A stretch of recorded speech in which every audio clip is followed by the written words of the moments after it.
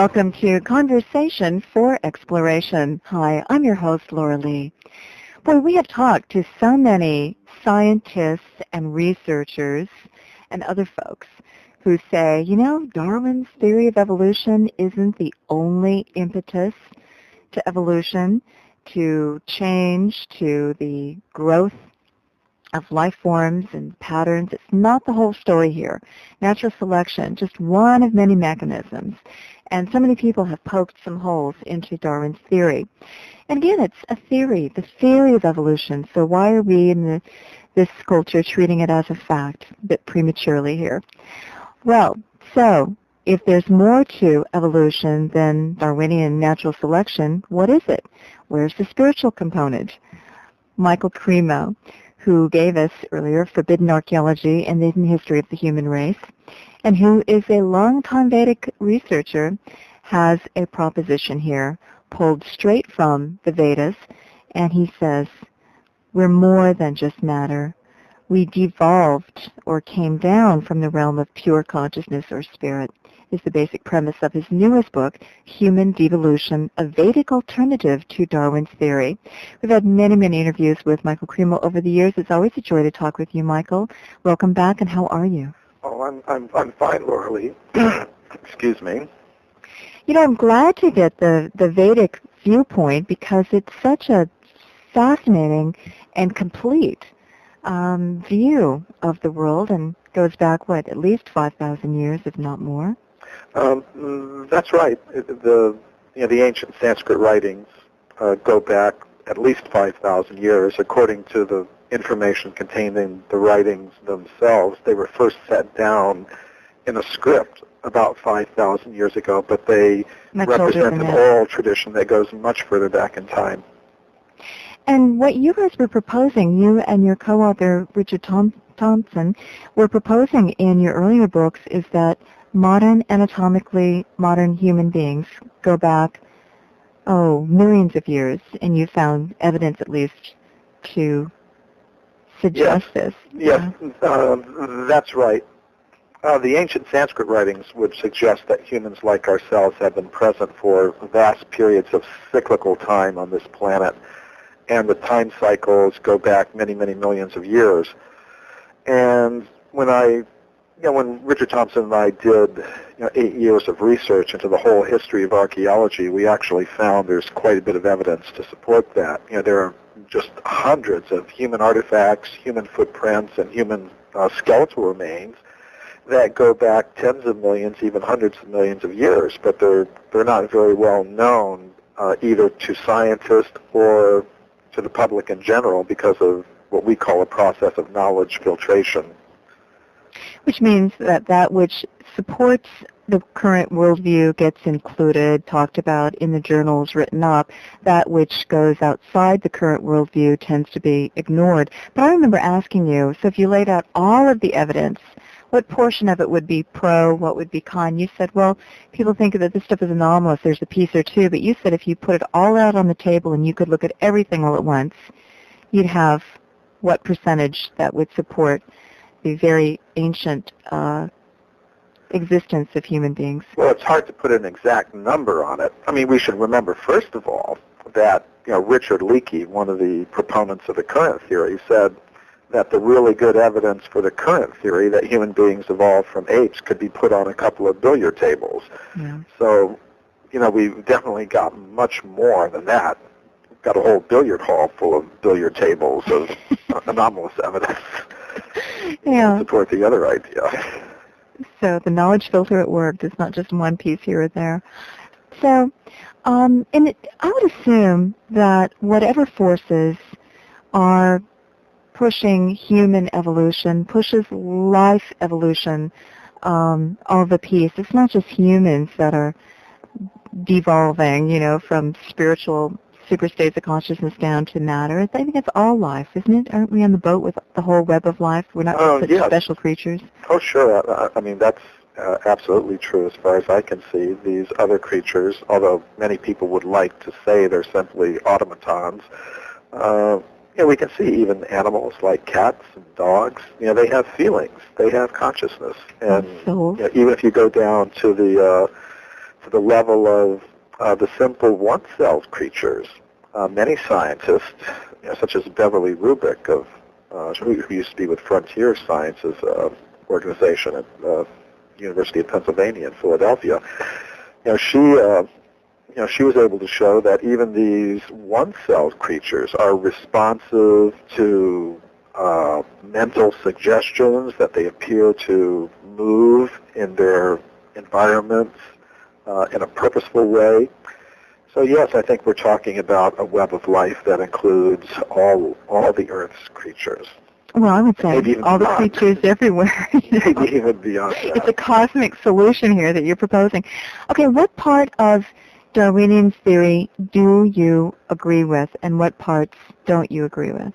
Well, I believe that there is a process of reproduction with modification. That's what Darwin proposed, that living things reproduce, and that in the process of the reproduction, they change in different ways. Now, he believed that the process went from the more simple living things to the more complex living things. Which is logical. And, well, and from a certain perspective, I would think. And he also believed it was an entirely material process. In other words, we look at living things as simple machines, and they reproduce, and in the course of that reproduction, they change and become more and more complex. Of course, we see that machines generally don't do that. It requires some sort of intelligence, but to make a more complicated machine. But I would agree with him that something like that is going on. But where I would disagree with him is that it goes from the more, you could say, the more subtle and complex living things to the simpler ones. It's sort of like turning Darwinism upside down. And also, I've proposed in my book Human Devolution that before we even talk about this question, where did the living things come from, or where did human beings come from, we should first of all ask, well, what is a living thing? And most scientists would agree with Darwin that living things are simply combinations of material elements. But I think when we look at all the evidence available to science, it's more reasonable to start with the assumption that a living thing is composed of three things, matter, mind, and consciousness, or spirit. Body, mind, spirit. Yeah. And of course, I'm not the first person to say that.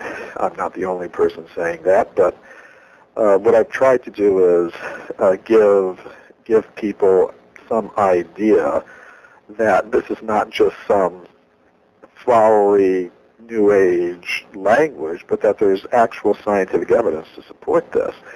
And I think there is quite a bit of evidence like that. So I do believe that there is a process of reproduction with modification that goes on, but it begins at this level of pure consciousness and goes down from there. And it's intelligently guided and the intelligently guided, there's a whole movement that says, okay, it's not creationism, but there's the processes of evolution, and there's some sort of intelligence guidance just to evolution, to our life, individually, collectively, to the whole universe. There is an intelligence, let's call it God for lack of a better word, but there is that guiding principle. That's what a lot of the science-minded types who can't quite cotton to creationism in its pure theory, have concluded. That's what I felt for a long time. Okay, there's some guiding principles here. What's so hard to figure about that? Yes. Because modern-day science likes to say, okay, if you can see it, it's real. If you can't see it, it isn't real, and push consciousness just off the table, right? Well, Laura Lee, in one sense, I don't have any objection if someone's a Darwinist and wants to pursue a purely mechanistic explanation for the origin of the bodies of living things without any idea of design, which is what they try to do. They want to explain everything as a series of you try everything, and then and simply a random way. What works, yeah. In a random way, and natural selection chooses among all the random variations, and somehow or other you get more complicated things. Now, if somebody wants to pursue that explanation, I don't have any objection to that. I think it's a valid thing to do. But I would just ask for two things. First of all, that they be honest about the level of explanation they've actually achieved by that method.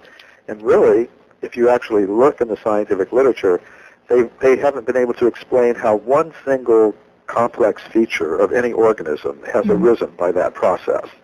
Well, Michael Behe also looked at Darwin seriously, and I remember him saying, an eye, look at our eyes and how complex and exquisite this machinery is. How do you get that from natural selection of random mutations? How do you get from that to this? Well, that's the problem. Nobody's ever been actually able to spell that out exactly how that occurs. Now, you can say in a general way, well, there must have been some creature that had a light-sensitive spot on its skin, and then that spot folded in on itself, and then a membrane, a transparent membrane, folded over, went over that folded-in spot, sort of making a round ball, and then the inside of that depression became even more sensitive to light, and the muscles began to form around that little lens. You can explain it like that, and it sounds plausible. But if you actually go down to the molecular level, to the genetic level, and say, well, here's the genome of a creature without an eye, and here's the changes in the genes that had to have been made that would have had some effect to make the molecules, the biomolecular structure of that body change in certain ways such that you get a functioning eye, nobody can actually do that. Mm-hmm. So that's what I mean by scientific explanation. I mean, it's all right for the Darwinists to say, well, perhaps it may have happened like that. But when they're not able to actually spell it out in scientific detail on the genetic and molecular, biomolecular level, then we just have to say, well, it's an interesting idea, and good luck. You spend a lot of time in your book on Alfred Wallace, among others. Marie and Pierre Curie and Oliver Lodge also are in there as scientists who contributed some wonderful ideas that became mainstream ideas, but their paranormal ideas and research and leanings are ignored. The same happened to Isaac Newton, by the way. Nobody talks about his astrological writings. They just go in for the Newtonian physics. So I would like to ask you, because this also gets into the birth of the idea of the theory of evolution, because Wallace was right there, although he's lesser known than Darwin. They both simultaneously came up with the idea. Wallace also felt that there were larger spirit beings, guiding principles, intelligent forces out there that were guiding evolution as well. And could you explain that history to us and how that part of it, which really does coexist nicely with the more mechanical parts of it, this is how these intelligent cosmic forces would work, one of the ways, through evolution, modification, being traits selected for certain changes in the environment, etc. But you can explain this whole history because it isn't such, they're not mutually exclusive ideas here. Well, yeah. Wallace is a good demonstration of that. Yeah, it's very interesting. Just a couple of months ago, I was in Moscow. I was on a lecture tour there, and one of the places I spoke was the Darwin Museum in Moscow. And I remember giving my lecture, and at the back of the lecture hall, there were these two huge portrait paintings of Darwin and Wallace. Most people think of the evolution theory as the Darwinian theory of evolution, but for a long time it was known as the Wallace-Darwin theory of evolution. And what happened, it's an interesting story that you alluded to. I mean, Darwin was sitting in England, and he was writing his book, The Origin of Species, and he'd been working on it for about 20 years. And it seemed to him that it might take another 10 years to finish. But one day, in the mail, he received a package from a young scientist who was working off in Borneo, Alfred Russel Wallace. And the package contained a paper that Wallace wanted Darwin to read. And Darwin read the paper, and he was shocked because the paper spelled out the theory of evolution by natural selection in just the same terms that Darwin was secretly working on himself. And the paper was supposed to be sent to one of the scientific societies in London, where it would be read and published. Now, that shocked Darwin quite a bit, because that would mean, by the laws of scientific etiquette, that the theory of evolution would belong to Wallace. If he was the first to publish. Because he'd be the first to publish it. So, Darwin went to some of his scientific friends and said, well, what can I do? And they told him, well, the only thing you could do is get Wallace to agree to have you submit a paper along with his on the same subject and have them both published at the same time. So, now, why would Wallace agree to that anyway? Well, he was a younger man, and he wasn't very well known, and he was an Englishman and well mannered, and he had a great deal of respect for Darwin, who had by that time had some reputation in the scientific world. So he was quite willing to do that. They weren't going to co-author the paper; they were just going to simultaneously submit papers. Right. So he agreed to that, and because the papers were about the same topic and they were submitted simultaneously, they both got the credit, for the theory of evolution, and therefore it was called the Wallace-Darwin theory of evolution. Why did we forget Wallace and just celebrate Darwin then, as later? Well, that had to do largely, I think, with the fact that later Wallace decided that natural selection was not enough to explain the human brain, which had capacities far beyond any monkey brain or ape brain, and it seemed to be too big of a leap to him to be explained in this way. So he had already, as a young man, been a little bit interested in things like hypnosis and things like that. But the failure of the theory of natural selection to explain the human brain and its level of consciousness led him into psychical research in a big way. Not cyclical research, this is psychical, like psychic research. Paranormal research. Yeah, okay. Right. And when Darwin found out about that, he was quite upset. He said, You're dragging this theory into the mud, right? Yes, he said, he put it in even stronger terms. He says, well, I hope by doing all this, you haven't murdered our joint child, the theory of evolution by natural selection. But Wallace persisted with his research, and he got some very good results, and then he began to publish them and try to introduce his scientific colleagues to this type of evidence for paranormal powers, for a conscious self that can exist apart from the body. And then he began to make these proposals about how the whole cosmos and the whole process of the formation of living things in the cosmos is governed by higher intelligences, by a hierarchy of higher intelligences. And I think because of this, they just conveniently dropped him from the whole... They dropped him. Now, you still will read about Wallace in most introductory textbooks about biology, and he will still be given some credit for having... But you don't hear about his paranormal research in that same sense, do you? That's completely screened out. He said he persisted with his research, and he got some good results. What was he doing? How did he, back then, go about testing these ideas, and what results did he get? One way that he did it was by doing laboratory experimental research with mediums. Mediums are, people that have various types of paranormal powers. Some of them are simply mental powers, but others are, there's what was called the physical phenomenon of mediumship, where mediums had psychokinetic abilities to make ordinary matter move in ways that we can't explain by our current laws of physics. So Wallace was joined in this research by another prominent English scientist, Sir William Crookes, who was president of the Royal Society, which was England's foremost, topmost scientific society.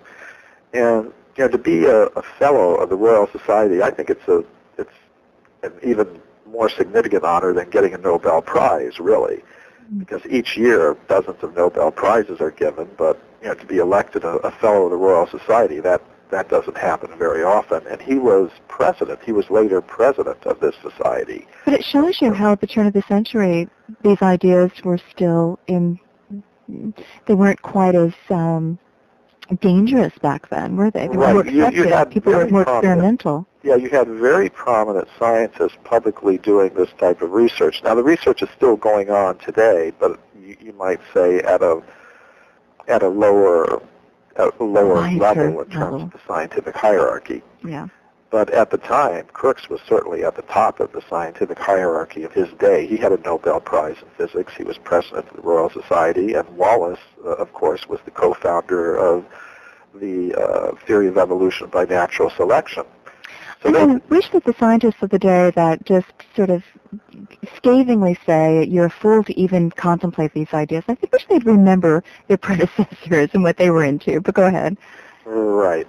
I think many people, when they hear about paranormal research and think, oh, no serious scientists would become involved with that. But I think that's because they don't know the real history of science, going back all the way to Newton, as you mentioned, who wrote more about alchemy and astrology than he did about his physics and optics.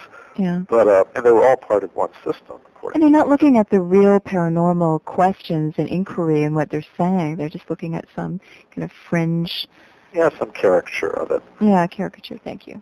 So, but Wallace and Crookes, they focused a lot of their research on a particular medium, Daniel Dunglass Hume, and he was never detected in any kind of hoax or falsehood or anything like that. So he was in any area of science, you're going to find cheating. I mean, that's something that we should just put right up there up front. There have been mediums who've done things by trickery, but we see in any science, even today, there are a lot of scientists operating in the biomedical field who fake their research results to get grant money, and it's considered a huge problem. There have been some big articles in the scientific journals about this. So, I mean, I think in any area of science, any area of any human endeavor, you're going to find some. But that has to be controlled for, and I think Wallace and Crookes did a very good job of it. For example, they made some experiments, laboratory experiments with the medium Hume, where they found he was able to, they would set up a balance with a certain amount of weight on it, and he could exert, simply by touching the opposite end of the balance, he could exert huge amounts of force on this balance that simply could not be explained. On other occasions, he was able to make objects float in the air. On one occasion, they were performing some experiments with, I mean, it sounds strange, but with an accordion. And it seemed that Hume could make this instrument play elaborate tunes simply by holding it with one hand opposite the keys. So to prevent any kind of trickery, they built a cage. The two scientists, they were experimental scientists, so they thought, well, the obvious thing to do is let's build a cage and put the instrument inside this cage. And both of these scientists, the Nobel Prize-winning physicist Crookes and the co-founder of the theory of evolution, Wallace, wrote that they saw on several occasions this accordion floating in the middle of the cage, not being touched at all by Hume, and playing elaborate tunes. So you sort of have to ask yourself, well, why would these two prominent scientists write something like that? Why would they write something like that, publish it, distribute it to all their scientific colleagues? Because that's what they believed they saw. Well, would be the logical answer. Is it because they had some kind of psychological death wish, that they suddenly wanted, their careers to evaporate and have all their colleagues think they've gone completely out of their minds, or did they really observe those things? I tend to think it's the latter, that they really observed these things. You wonder, though, Michael, why aren't there mediums who can do that today when we could television, use TV, video, and all of this to demonstrate that? I mean, we hear about Uri Geller and his feats in the laboratory, and they're amazing feats. I've seen some of them performed in person, but they're not suspending an accordion in air. And then how does somebody do that? Wallace felt, you write, that he felt that there were spirit beings that were able to accomplish these tasks via the medium's help.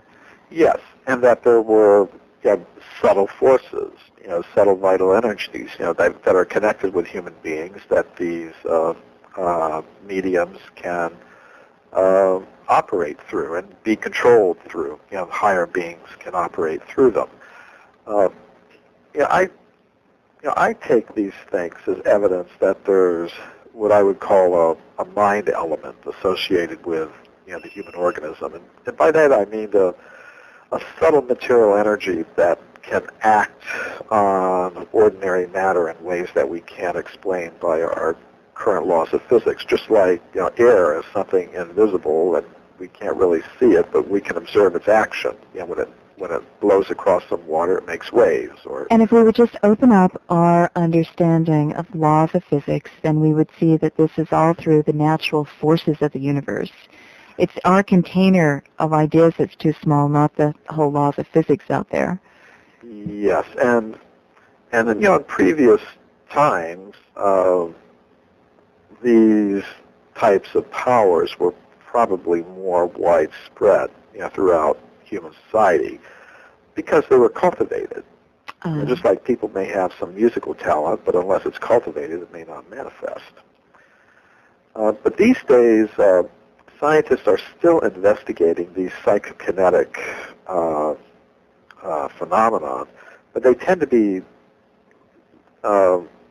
more focused on what we might call the micro PK, the micro psychokinetic events. For example, Robert John and his colleagues have been working for years with random number generators, and a lot of this work was going on at Princeton University when John was head of the engineering department there. And basically what they would do is sit down a group of students in front of these random number generators, and the random number generators, if left on their own, would generate a sequence of zeros and ones. And because it was random, the baseline would be about 50-50. In other words, there'd be just as many zeros as ones, because that's what you'd expect with a truly random number generator. But they would get these students or other subjects to focus their minds on either producing more zeros or more ones, and then they found that the random number generators were influenced in a statistically significant way to produce either more zeros or more ones according to the mental intention of the subjects. So that's a good demonstration that there is some influence from consciousness onto the physical operations of this world. Right. And I think that has to be taken into account when we think about human origins, because if we really are made of matter, mind, and consciousness, that sort of suggests that the cosmos itself is divided into regions that are dominated by ordinary matter, regions that are dominated by more subtle energies like mind, and further beyond that, a region of pure consciousness or spirit. And I would say that we begin our existence on that topmost level of pure consciousness, and if we depart from there, if we become attracted to the lower energies, then that original pure consciousness becomes covered by the lower energies of mind and matter and different combinations. According to the different combinations, that's the type of body that we have. But this process can ultimately be reversed. There's a process of devolution, whereby consciousness becomes covered by these lower energies. But I believe there's also a process of re-evolution, whereby consciousness can become freed of those coverings, and that should be the actual purpose of human existence now, because we're living in a world where we have a scientific picture that's based simply on matter. We're really focused on matter, developing, exploiting the material resources to the maximum extent possible, which is to be expected if that's the type Well, of world we've asked you the question. So in the Vedas, when they talk about the Sattva Yuga and the Kali Yuga and everything in between, where are we now? And you say, according to a lot of the researchers of the Vedas, we're right heading into the Kali Yuga, the Dark Age, and that's where we look to science, materialism, violence, characterize our age, technology. Well, that's what they predicted long ago. So it would seem like the scientific attitude, rather than lifting us out of the mire, would be part of would be what you would expect while we're in the Dark Age, because we would be so caught up in materialism, we forget that we're made of consciousness, that this is our origin point, and this is what we're striving for. That would be characteristic of the Dark Age. Yes, you're absolutely right about that. But even if it is a dark age, that doesn't stop us from lighting a candle, so to speak. Each one of us. And just because it's going to rain outside doesn't mean we have to get wet. No, it sort of means that's the background in which you operate. And where you go is up to you. That's right. Yeah. That's the good news. So go ahead. Tell us more. Well, I really liked Wallace. I think Wallace was one of the the inspirations for my work and writing this book, Human Devolution, because I thought he was such a fascinating personality. Tell us the rest of the story. What happened to him after evolution, and then after his psychical research? And he probably thought. Well, he was.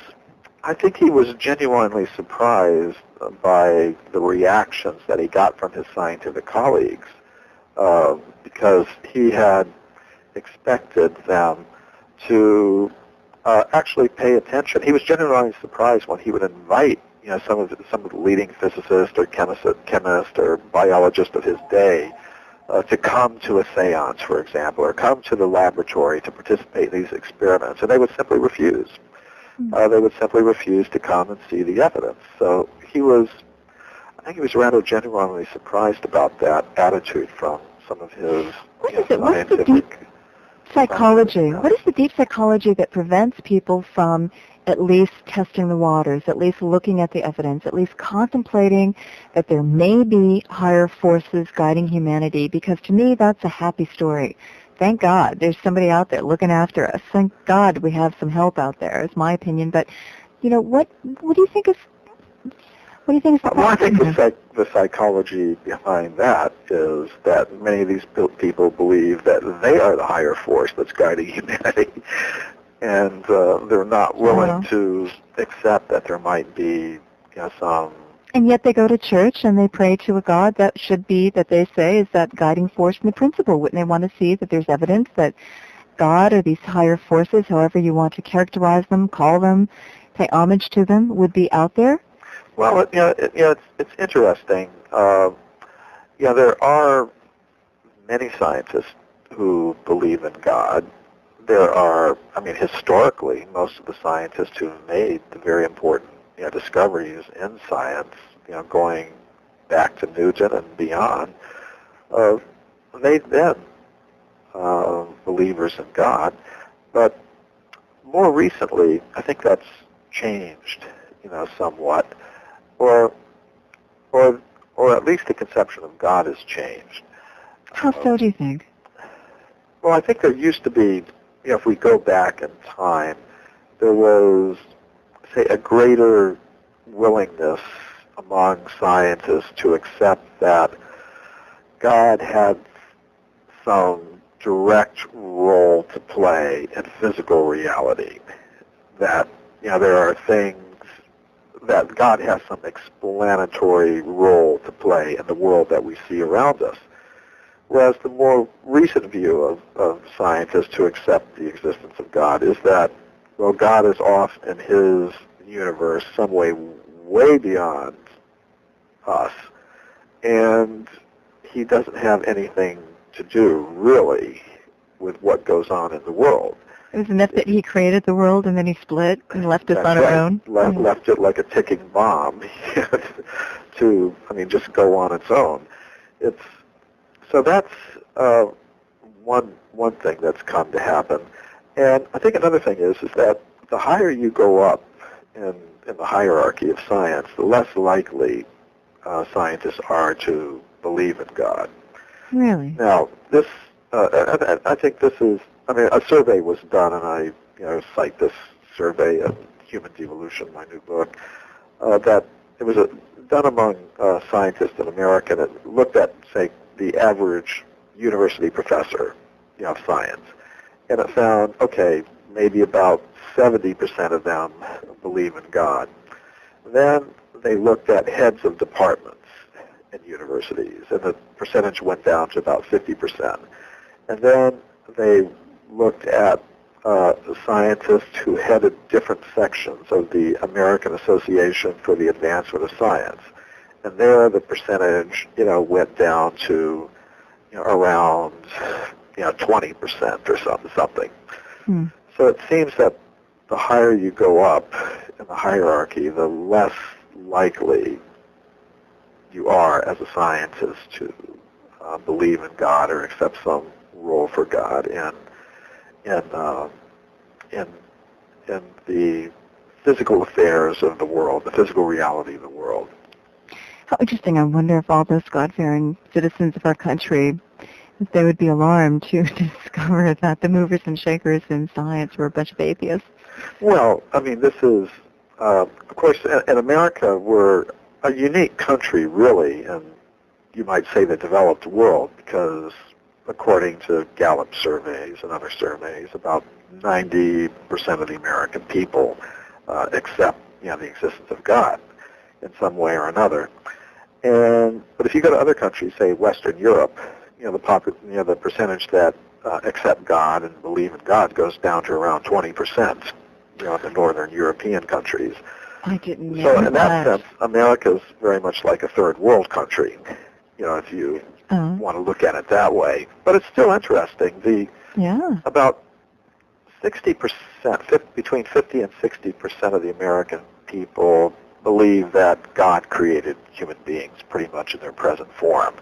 About 20% believe that God created human beings, but he did it by the Darwinian theory of evolution. And this is an idea sort of like Wallace's idea, that you have some intelligent being guiding the process.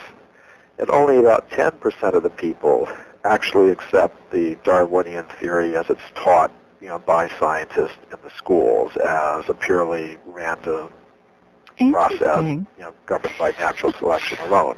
I just find it fascinating how a society can pay lip service to one idea, but when it push comes to shove, they'll go with some other idea. That there's this hypocritical stance that we take in our lives and our doings. Well, I think it is a particular type. Or there's at least a disconnect. I think you're right about that, Laura Lee. It's interesting that.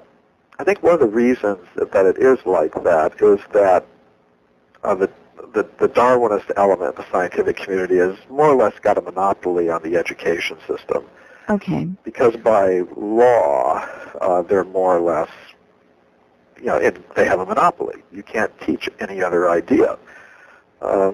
And anytime and they made it legal. In a group of people, because there are people who don't like this, but when they try to change it, the scientists go to the federal courts, and the federal courts have always decided every single time that when any particular state, tries to allow some version of intelligent design or creationism to be taught in the schools, the federal courts always say, well, this violates separation of church and state or something like that. And, they vote that, yeah. And even though the proposals make no mention of God or any particular religion, they simply say, well, we understand what's behind it. Mm-hmm. So I think it's an interesting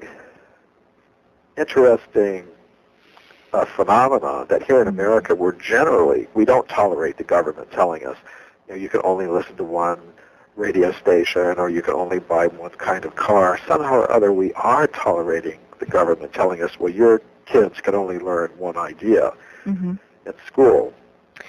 Well, so I was in Russia recently, And I mentioned this in an interview on a Russian television station, and the interviewer told me, he said, well, it's interesting that you're saying that about America, because he had been interviewing an official from the Moscow school district just before I had come on, and she had said that the policy in Russia is that they mention alternatives in the education system. They say, okay, most scientists today now accept the Darwinian theory of evolution, and here's what they think, but there are others who don't accept it, and here's what they think. And that's only an honest statement of the facts. And I think that it's not a monopoly, that right. There's a lot of controversy and a lot of exploration going on, a lot of dissent within the sciences. It makes it more interesting and exciting. Well, it gives us lots to talk about, too, because we like to talk to those alternatives. Now, I found it interesting, Michael, also, that when The Mysterious Origins of Man, which mentioned your first book, The Forbidden Archaeology and Hidden History of the Human Race, when that was aired as a special on NBC, that a bunch of scientists felt so threatened by it that they lobbied the FCC to censor that airing and to fine NBC for airing it. This is what's reported. Oh, yeah, that's absolutely true. It now, was the FCC can censor based on ideas, scientific ideas, and their controversial ideas. They can actually step in and say, oh no, to a television network, you can't air this. This is too controversial an idea. And they can actually levy fines. Well, that's what these scientists want to do. Now I'm happy to say I'm not saying the FCC would do it, but the fact that they could do it and that they were lobbied to do it, I just find just outrageous. Oh, I do too. Actually, they wanted the FCC to force NBC to broadcast primetime apologies to the American people. They wanted them to. They said what they should do, be forced to do, is to show the show again, but first have a quote real scientist introduce the program and tell people it's all nonsense, and then show it. I thought it was just back in the 50s with Velikovsky that they were able to stop publication of his books. I mean, I didn't really know that kind of censorship went on today just for ideas. Well, this isn't, artwork that's offending some people. This isn't, the 7 words or whatever. I mean, this is ideas. Yes, and I think that, I mean, frankly speaking, the Darwinist scientists have no problem at all getting on television. They could have simply make their own special. They could have made their own special, which they do all the time. I mean, you can't turn on. Go through the Learning Channel. You can't go to the Learning Channel or Discovery Channel without seeing one of their programs. But I think what they were really concerned about was their monopoly on the education system. The fact that they're telling children one thing in school, and the children are only getting their idea. So the fact that one of those children could go home on a Sunday night at 8 o'clock and turn on the television and hear, coming from NBC, information that contradicted what they were told in school, that was just upsetting to them, totally upsetting. And as I said, my personal feeling is I have no objection if someone's a Darwinist, but they just should not try to artificially suppress other voices. What else is interesting? Yeah, let's have this is a marketplace of ideas. This is America. We fought for freedom of religion. Why can't we fight for freedom of ideas? Well, what I think in the school system they should do, because the schools are supported by public tax money, and most of the people don't accept that theory, so I think they have a voice. Their voice should be respected. Now, in the schools, they should really just present the real fact. Most scientists today accept the theory of evolution, and here's their idea. Some scientists don't accept the theory. Here's their ideas, and you kids think about it and make up your own minds. Well, why is it just left to the scientists? What about the rest of us? And it's interesting that the majority of people still believe that our whole lives and whole existence is guided by higher intelligent forces, call it God, whatever you will, and that all the education and evolution hasn't swayed us from this idea. Well, Laura Lee, I think one problem is that somehow or other, scientists as a class have escaped to a large extent the skepticism that we extend towards other influential personalities and groups in society. In other words, we don't even accept if the President of the United States says something, then reporters and the general public, they're quite willing to question it, saying, well, he doesn't know what he's talking about. Or if a president of a corporation comes up and says something, people will question it. A scientist says it, and we go, oh, it must be true. It must be true. Somehow or other, they've managed to escape. What a PR job the whole science has done on us and our minds. Yeah. Yeah. So, and maybe that's one reason why they like to present, scientists like to present science as a monopoly, because then it's like doctors. You think they're God, right? You think that they must know what they're talking about. Whereas if you saw the controversy and the dissent and the questions behind it, you would think, okay, it's all open for question. Really, and it is. Well, they like nothing set in stone here. They like to let a little bit of controversy in, but just within certain limits, sort of like what I call rearranging the deck chairs on the Titanic, so to speak. But you can't do. But if you radically contradict, then that's watch out. And especially if you bring in any type of idea of intelligent design or God or soul or anything like that, then you really begin to experience what I call this knowledge filtering process. It goes into high gear at that point.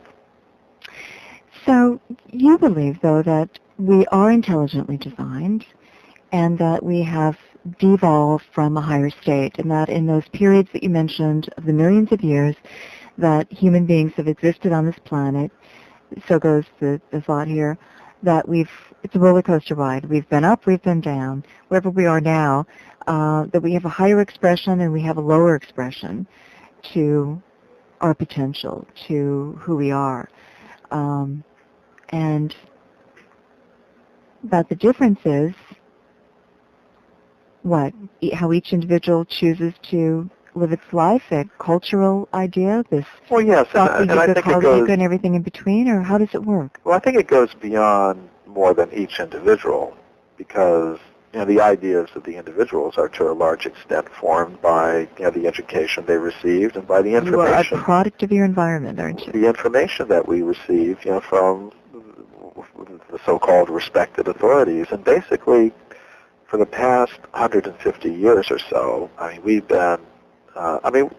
The goals that we set for ourselves are determined by the answers to these questions that we continually pose to ourselves. Who am I and where did I come from? And the answers we've been getting from today's scientists, who are like the priests, you could say, of the whole modern society, are that we're simply another type of animal, and we're simply a combination of material elements, and that's really all there is to it. So most people are influenced by that, consciously or unconsciously, to devote most of their energies to simply producing and consuming more and more material things. I think that it's not an accident that our whole worldwide society has become quite materialistic in its objectives and goals. And it all starts from the answers to those fundamental questions: who am I and where did I come from? Now, if as I believe, the answers to those fundamental questions are we are, spirits in the material world, as the Police once sang in one of their songs. If we are conscious beings, if that's what our real essence is, that means that most of our energy should be put into developing the conscious resources of each individual and of human society in general. And that might mean putting more energy into, what people have traditionally done, down through the ages, is involve themselves in some kind of practice of meditation or prayer or yoga or whatever to develop those conscious resources, to develop those spiritual resources. With that, this doesn't mean neglecting the material side of life, but it's a question of perhaps restoring some balance. Yeah. And I think the balance has gone way off onto the material side of things, to the neglect of these. And so part of it is the story that we have been told about who we are and what is our purpose here. That's and where are we in the grand context of things? What is the universe in the grand context of things? And part of it is that this very story and the protection of that story is what keeps us all in place, to be good worker bees and consumer bees and keep the whole society going on this rampant rampage through natural resources and destabilizing a sustainable future. Oh yeah, well we got to tell ourselves the story in order to keep doing what we're doing. Change the story, we change our activities. You've hit it right on the head, Laura Lee. So there are vested interests. I could have said it better myself. There are vested interests in keeping us believing as we are, therefore doing as we are, therefore allowing them to be at the top of their little heap. You know, the status quo enjoys that we go. They've struggled long and hard to get at the top of the heap, and they don't want the rest of us waking up and going, gee, maybe we don't have to play this script. Maybe this is the story of our lives. Maybe there's something else we could do with our potential and our future and our resources and our earth and humanity as a whole. That could be very dangerous to them, but very liberating for the rest of us. I think we've seen, I mean, just to put it on a very practical level, we see that, say, right after 9/11, when people were very frightened and they had stopped flying and stopped going out of their homes, you know, the economy dipped. You know, the gross national product or the rate of expansion of the economy dipped by just 1 or 2 percentage points. And that had huge effects on the whole worldwide network, you know, political, economic, scientific network that is invested in ever-increasing material production. Just a very slight decrease in that had huge shock waves, so that, you know, we had, you know, the president coming out and telling us not to, you know, cut back on, you know, production or consumption, but to, you know, just keep living, keep spending. Oh, and therefore they were justified to keep spending to keep us safe, so this wouldn't happen again. Yeah. Open your checkbooks. Let's go. Yeah. I just want to say that in support of your idea that there are people who have a big interest in seeing that, you know, people keep focused on this goal of, you know, consuming and producing more and more material things, because if that stops, or if it even decreases by a small percentage point, it has huge effects on people who have an interest in keeping that system going. So, what if we all woke up one day, Michael? What if we just all woke up and said, you know what, we don't need to engage in this rat race, you know, our whole infrastructure has been dissolved beneath us. We don't know how to live any other way. We are truly dependent on this system. Not that we have to be, just that we've forgotten the old ways. We've forgotten how to exist without this whole Western civilization infrastructure. I mean, you know, we're all caught up in this, whether we want to or not. Yes, I wouldn't even call it Western, because if you go back far enough in Western history, there was a more, you know, an economy that was based on different principles, and a way of life that was based on, you know, different principles, more consciousness-friendly principles. But so whether we're talking East or West, I mean, I think it's just a question of balance. Again, you know, I wouldn't want, you know, people to think that the result of, you know, changing things would be that we'd all go back to the Stone Ages and, you know, be living terrible lives. But I think there is a question of balance that needs to be addressed. And basically, I mean, people who have looked into this problem of how to reverse, you know, the damage that we're doing to the environment by our activities have concluded that really the only, you know, that's a spiritual solution that needs a spiritual problem that needs a spiritual solution.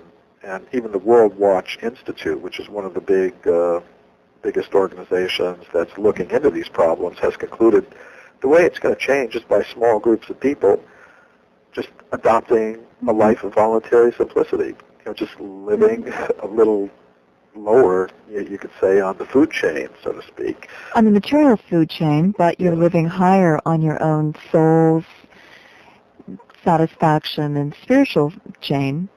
Yeah, in other words, you might say simpler living, higher thinking, you know, if you want to put it that way. Okay. Personal choice where you want to be on that equation. Well, yes, I think we're all making those choices. And I think many people are, as you are, and I think I am, and others, making that decision to focus more on the cultivation of consciousness and live a little more simply. Not talking about giving up everything, but living a little more simply and putting more energy into things that really matter. So why'd you call your book Human Devolution? Well, I called it that to encapsulate the idea that we did not evolve up from matter, as most scientists now tell us, but that we have devolved or come down from consciousness or spirit. And I thought that was just the simplest way to get across, that idea. When I say devolution, I mean that we originally existed on a level of pure consciousness, and that when we depart from that level of pure consciousness, when we become attracted to the lower energies, we become covered by them, we become conditioned by them. But it's a process that we can reverse, and there are so many ways to do that. Every spiritual tradition in the world has some method of prayer or meditation or yoga to accomplish what I call, a re-evolution of the human spirit. Which is why those wisdom traditions have been around for so long. So what are the characteristics of being caught in the lower? Well, I think we can all feel that. We're more or less driven. Sometimes it seems even against our own better impulses to simply become involved in the consumption, increasing consumption and production of more and more material things. I think intelligent people today, what do if they want to get ahead? Well, they go to school and they try to get a job in some company that's economically successful in producing something. In other words, of digging resources out of the ground and putting them together in a way that can be mass marketed to the public around the world. But is that something that can go on forever? I think we have to ask about that. What if everyone in the world, all the 6 billion people in the world, were consuming as many material resources as the average American or European is consuming today? We'd hit that brick wall even faster. Yes. So, at a certain point, this is going to have to stop, That's my question. What if we all woke up? What's the alternative besides just going back to the Stone Age? Well, it's interesting. I've been to some very interesting places. For example, when I was last in Europe, I visited a community of people from some of my co-religionists. As many of your listeners probably know, I've been involved in the Krishna consciousness movement for some time, and there's a community in Hungary where they have about 100 families living on a beautiful piece of land, often in the mountains of the southwestern part of the country, where they're completely off the power grid, but they have beautiful homes, powered by solar power, some wind power, generated by the wind, and then some power that's got from sustainably harvested wood from a plot of forest land that they own. And basically they're growing all of their own foods, but it's not a subsistence economy. They have a beautiful cultural life there full of art and music and study and meditation and yoga. And it's just a very, very beautiful place where you have plants, animals, and humans and just living in a very harmonious way, not harming anyone, and it's just very wonderful. Now, I myself, I live in the middle of Los Angeles. That's where you could say fate has put me now. But still, I think I try to create my own little bubble of consciousness. What's interesting is that the other idea that has been sold to us is that we need technology in order to live comfortably and to live, luxuriously. And we need modern technology and this progress of more and more and more and more and more resources to abuse and spit out. And, look at ancient societies. Some of them live beautifully material lives, sustainably, beautiful cultural lives, beautiful spiritual lives where they were in balance and all of this. It can be done again. It's like, you're right, we just need a spirituality back into the equation to guide our activities where we can have it all. I believe we can have it all. Well, I think you're right about that. And I think how it will start is with small groups of people, just gradually adopting these kinds of ideas and principles and putting them into practice in their own lives. And then saying, A, it can work, and B, this is how you do it, and C, you can do it too. It can spread. It can be an idea that will spread like, well, we'll have to do it sooner or later, Michael, because the way that we're doing things can take us so far. You can only ride a horse into the desert so far, and then you've got to get down and do something else. Hopefully, people will realize that. I mean, when I say, individually, many people are already understanding these things, and they're forming their own communities, or they're working within a larger society to further these goals. And I think that's good. But let's hope that you could say the mass of people come to this understanding, before they're forced to. Before they're it's nice to do it voluntarily. On a horse in the middle of the desert with the last drop of water. Yes. Yeah. Michael, thank you so much. I look forward to talking with you further. There's a lot of very interesting ideas and research that you've done in your newest book, Human Devolution, a Vedic Alternative to Darwin's Theory. So we'll hear more from Michael Cremo. And thank you for listening. Good luck on your journey, wherever it takes you. I'm Lily.